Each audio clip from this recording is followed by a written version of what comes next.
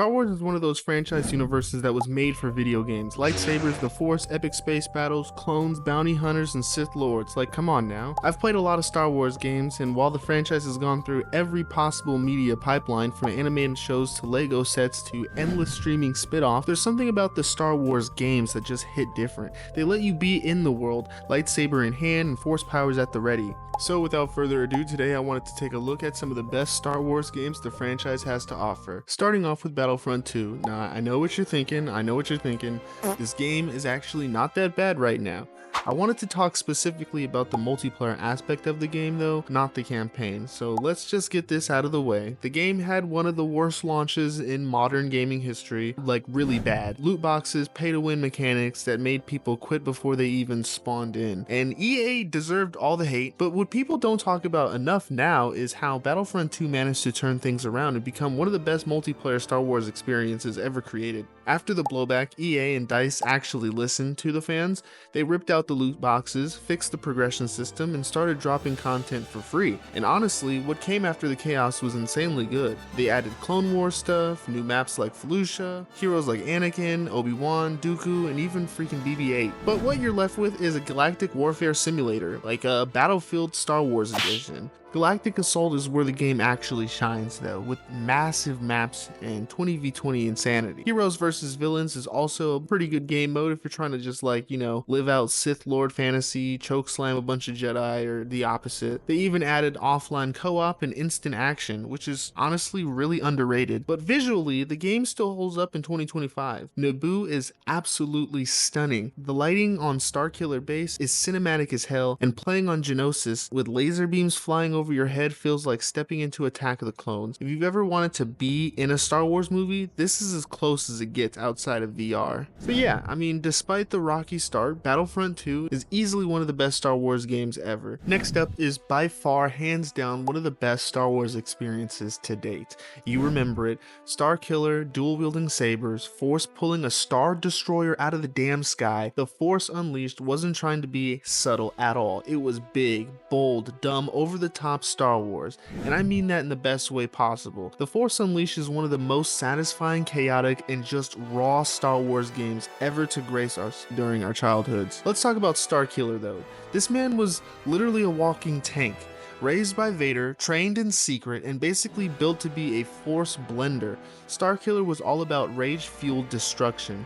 The story kicks off with you literally playing as Darth Vader, choking Wookiees, wrecking Kashyyyk, and finding this hidden Force prodigy. Then the game jumps forward and lets you cut loose. This was Star Wars turned up to 11. The ragdoll physics are still low-key hilarious to this day. Launch a stormtrooper and watch him pinball off a wall while you fry his buddy midair. This game doesn't care about restraint. You're not a Jedi playing it safe. You're a Force-crazed madman, swinging sabers and flipping across environments while launching entire groups of enemies off cliffs. The combo system lets you chain together slashes, force pushes, lightning strikes, and saber throws in one go, and it feels amazing every time. I mean, who could forget pulling a Star Destroyer out of the goddamn sky? Sure, the QTE was a little jank, but conceptually iconic. The Force never felt this unhinged before. The story itself is pretty wild, but the game is dark, gritty, and unapologetically anti-canon. But that's what made it cool. It showed us a side of Star Wars we never saw in the movies. What if someone didn't hold back? And let's be honest, it had no business being as emotional as it was. Juno, Proxy, it actually landed. This game was by far ahead of its time.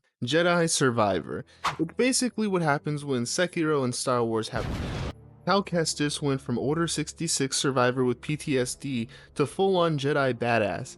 In Fallen Order, he was still kind of finding his footing emotionally and mechanically, but Survivor drops the gloves. From the moment you start the game, Cal has moves. He's dual-wielding, flipping, deflecting, and pulling stormtroopers mid-blaster shot. This is the Jedi power fantasy refined. The combat is tight. 5 different saber stances. Yeah, 5, including a cross-guard saber and a blaster stance for mid-range versatility. They took what worked in Fallen Order and turn it into a playground of force and finesse. You're not just blocking and swinging anymore, you're strategizing in every fight. Story-wise, Survivor doesn't hold back. It dives deeper into Cal's morality, the consequences of being hunted, and what it means to be a Jedi in a galaxy that doesn't want them anymore. The story is full of twists, betrayals, and that classic Star Wars hope in the face of despair vibe, but more mature this time. And the exploration, top tier. Cabot alone is massive, like open world massive. You got secret caves, hidden upgrades, NPC quests, and some of the best environmental storytelling in modern games. Plus, the game finally gives us a real side content, bounties, collectibles, cosmetics, and puzzle shrines that actually challenge you. But of course, I need to shout out the boss fight. They pull no punches and expect you to parry, dodge, and think like you're playing Bloodborne with a lightsaber. It's not about just button mashing, it's literally learning patterns and executing with precision, like straight up Dark Souls vibe. The final hours of the game, peak Star Wars tragedy and redemption. Battlefront II, The Force Unleashed, and Jedi Survivor. These three games are some of the games that I just wanted to go over and pay a little homage to as the best Star Wars games ever. These games don't just represent different eras of Star Wars gaming, they represent different fantasies. Each of them brought something new to the galaxy and gave fans exactly what they wanted at the time, even if EA almost fumbled the whole thing to start. But that's part of what makes Star Wars games special. When they work, they don't just scratch the gameplay itch, they transport you into a galaxy far, far away, with a lightsaber in your hand and the fate of the galaxy on your shoulders. And that's why these are the best Star Wars games ever. But if you made it this far, thank you for watching, appreciate all the support. Let me know your favorite Star Wars games in the comment section below. Maybe it's one of these, maybe it's Knights of the Old Republic, maybe you're still waiting on that Bounty Hunter remake. If you enjoyed, don't forget to like, subscribe, all that. I'll catch you guys in the next one.